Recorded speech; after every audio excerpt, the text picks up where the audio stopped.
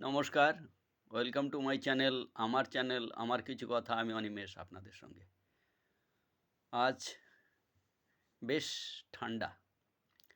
ঠান্ডায় একটু শরীরটা অন্যরকম লাগছে। তাই সোয়েটার টুপি পরে বসে আছি। শীতের সময় যদি শীত না থাকে তাহলে কিছু কিছু সমস্যা হয়। গরমের সময় যেমন গরম থাকতে হবে, শীতের সময় তেমন শীত থাকতে হবে।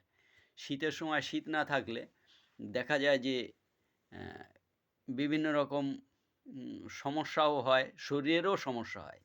কারণ শীতকালে যদি গরম থাকে তাহলে কিন্তু সেটা শরীরের জন্য মোটেও ভালো না, এবং প্রকৃতির দিক দিয়েও সেটা খারাপ। তাই এ এই একটা ভিডিও বানালাম ইস আজকে ঠান্ডা প্রচুর বলে। আপনাদের সঙ্গে শেয়ার করলাম যে আজকে আমাদের এখানটায় বেশ তাপমাত্রা অনেকটা কম।